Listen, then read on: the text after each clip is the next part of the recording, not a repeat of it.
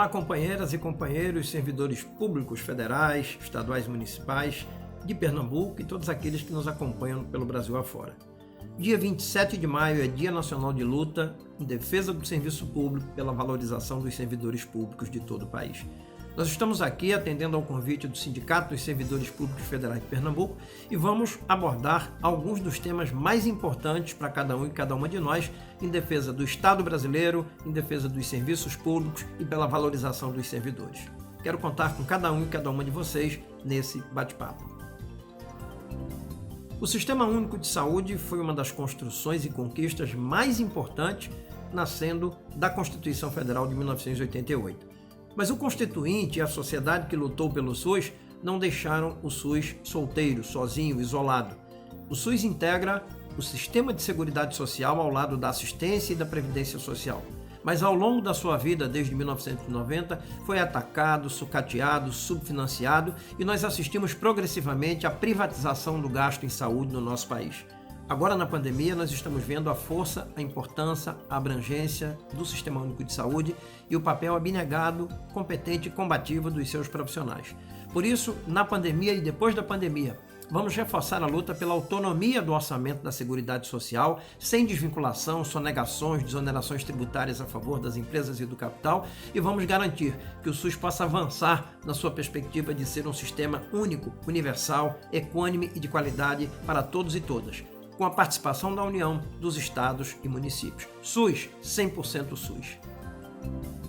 Não há comportamento mais cínico, irresponsável e oportunista do que esse que caracteriza a gestão do ministro Paulo Guedes.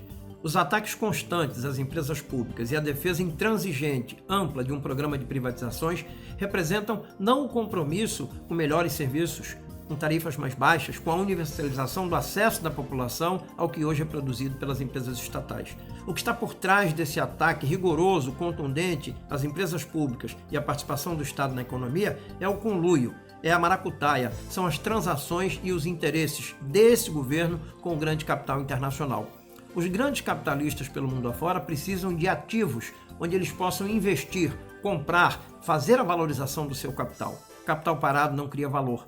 Então, Paulo Guedes, Bolsonaro e toda a sua tropa querem entregar o patrimônio público nacional para atender aos interesses do grande capital internacional e mais na frente, quem sabe, serem regiamente recompensados por isso. Por isso, nós temos que defender, sim, as empresas públicas, a democratização da economia sob controle social e o papel do Estado na garantia do investimento econômico, da produção, da melhoria dos serviços públicos com tarifas honestas e justas para a maioria do povo brasileiro. Não a privatização do patrimônio público, não a entrega das estatais ao capital nacional e internacional. A aprovação da Emenda Constitucional 95 em 2016 consolidou mais um passo na agressiva estratégia do capital de se apropriar das receitas públicas pagas pelos impostos e contribuições que a maioria da sociedade transfere ao Estado brasileiro. Essa política visa única e exclusivamente manter a dívida pública como grande objetivo da administração fiscal do Estado. A Emenda Constitucional 95, durante 20 anos, ela congela, ela reprime, ela controla a expansão dos investimentos sociais, vinculando-os apenas à variação da inflação do ano anterior, independente dos planos e das necessidades essenciais do povo brasileiro. Ao mesmo tempo, a Emenda Constitucional 95 não estabelece nenhuma restrição à expansão dos gastos financeiros, sobretudo com os astronômicos juros pagos anualmente à dívida pública, como a criminosa amortização da dívida pública e o ganho improdutivo do capital que é aplicado nos títulos do Tesouro Nacional no endividamento do Estado brasileiro. Por isso, revogar a Emenda Constitucional 95 é dever de todos os democratas, de todos os que lutam e sonham por um país com direitos sociais fundamentais, com políticas públicas universais, com educação e saúde universais, equânimes e de qualidade para todos e todas no campo e na cidade. Vamos nos unir, vamos lutar pela revogação da Emenda Constitucional 95 e pela reorientação da política fiscal do Estado brasileiro. Basta de sugar impostos e contribuições do povo para engordar os gaiamuns da dívida pública. Não a Emenda Constitucional 95.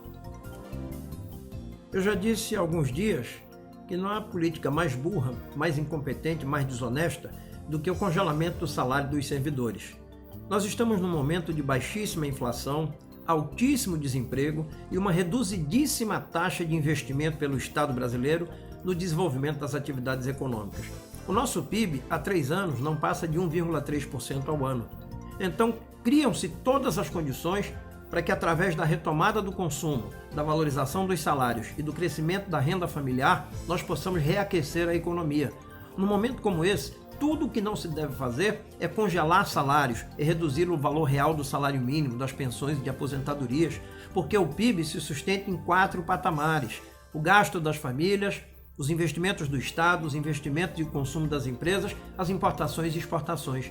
Então, ou é burrice ou é safadeza a política econômica proposta pelo ministro Paulo Guedes de congelamento do salário dos servidores, a quem ele trata como parasitas ou como inimigos.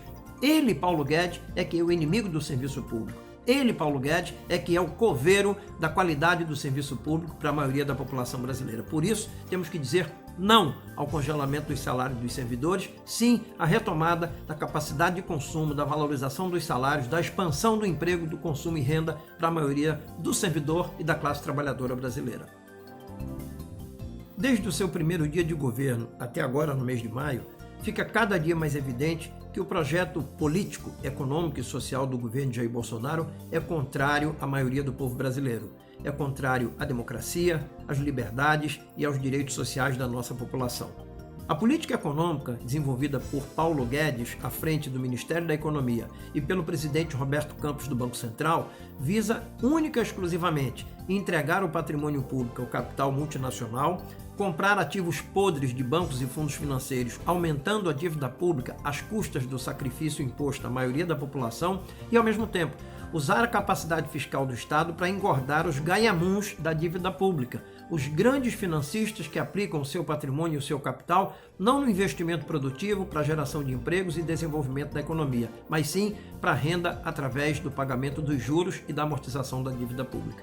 No plano social, é um governo antipovo, é um governo que aceita e aprofunda o congelamento dos investimentos sociais através da Emenda Constitucional 95.